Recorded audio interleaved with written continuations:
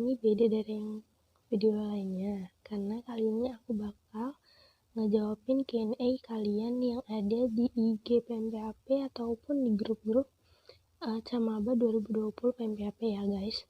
Nah, pertanyaan-pertanyaan yang kalian sering tanyain dan diulang-ulang, yang pertama itu kayak, Kak, kenapa nggak bisa verif akunnya, terus kenapa nggak bisa daftar, terus Kak, servernya down, atau yang lainnya gitu ya. Nah, sebelumnya kenalin, aku Desti Ramadanti, jurusan Agribisnis 2018.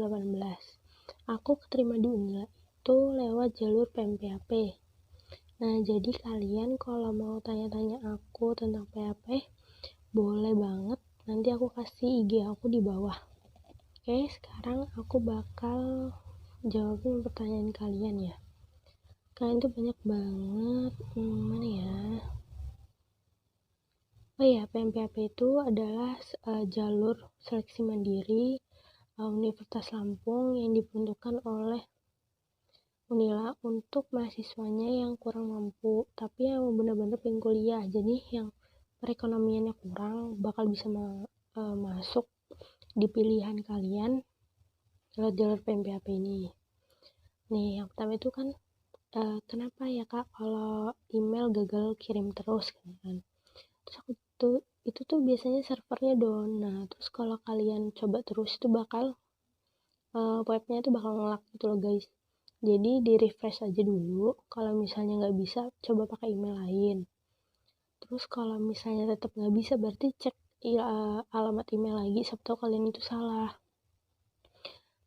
Selanjutnya, penghasilan orang tua itu diisi berapa ya Kak? Soalnya ayah saya nggak punya surat pernyataan penghasilan per bulan. Nah, kalau untuk nggak punya penghasilan per bulan itu, tanyain ke bapak kalian tuh seharinya berapa gitu, terus diakumulasiin 1 bulan.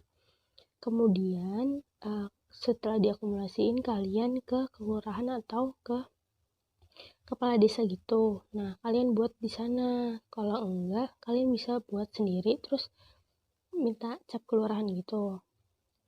Selanjutnya, Kak, kalau nggak bayar PBB karena PBB-nya pun nggak dikasih sama kepala desa, jadi harus buat surat keterangan tidak membayar pajak atau gimana? Kalau misalnya PBB-nya itu ditanggung sama kelurahan, kalian bisa bisa buat surat keterangan tidak membayar pajak gitu loh dek. Jadi kayak PBB-nya itu udah dibayarin sama kelurahannya gitu. Jadi kalian tuh gak usah bingung kalau nggak bayar PBB. Tergantung kalian, kalau kalian emang punya sertifikatnya sendiri terus kalian nggak bayar PBB, itu kalian bayar dulu. Nah, kalau misalnya kalian emang nggak bayar, digratisin dari kelurahan, kalian juga harus buat surat keterangannya. Selanjutnya, surat rekomendasi itu wajib dibuat lagi. Stay tidak Kak jika berkasnya sudah lengkap. Kalau misalnya itu disaranin tuh dibuat ulang gitu ya dek, soalnya kan ada format-formatnya yang di Simanilanya. Nah, jadi kalau kalian yang belum ngecek, tolong cek dulu di webnya itu ada beberapa contoh surat yang udah dibuatin sama Simanila.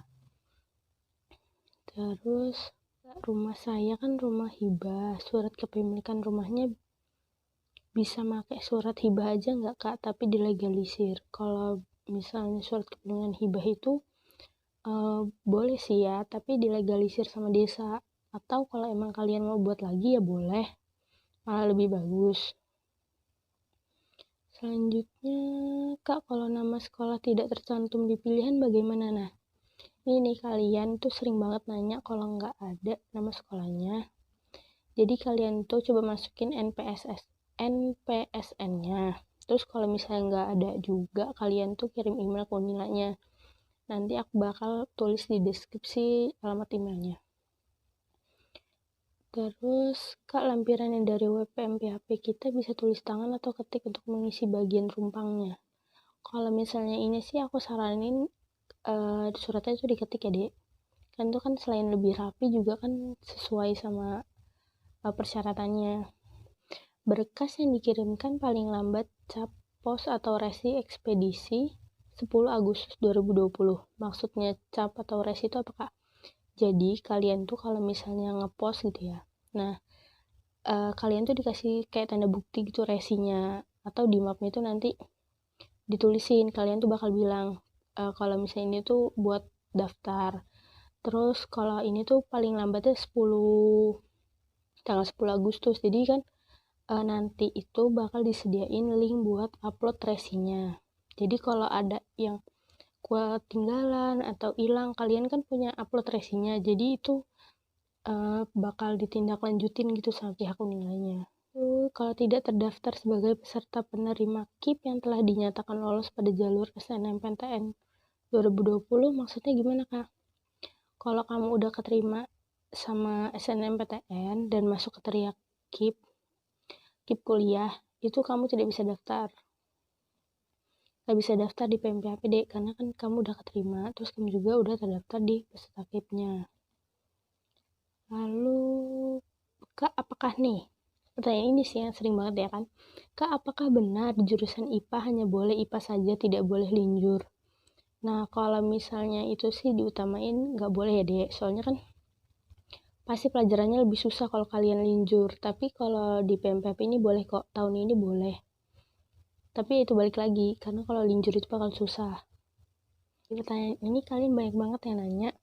Untuk berkas verifikasi itu, Kak, ada bagian STS dan tidak ada. Maksudnya gimana? Bagaimana cara mengisinya? Nah, itu tuh kalian berkasnya nggak usah diisi. Jadi diisinya cuma nama sama nomor peserta sama foto. Nah, itu tuh guys, jangan diisi karena yang ngisi itu nanti panitianya setelah kalian diwawancara. Terus Kak, kalau saya nggak ada fotonya terus kita tempel sendiri nggak apa-apa ya Kak? Kalau menurut aku sih mending langsung sekalian di print sama kertasnya, jadi kan enak gitu, kalian nggak susah-susah. Kalau di lem tuh takutnya nanti lepas atau lemnya belum kering kan mudah terlepas. Jadi guys, kalau daftar PMPP itu harus benar-benar teliti karena kan kalian daftarnya itu cuma sekali doang. Kalau emang mau pada tahun depan, jadi kalian tuh harus benar-benar perhatiin persyaratannya, jangan ada yang dilebihin atau dikurangin.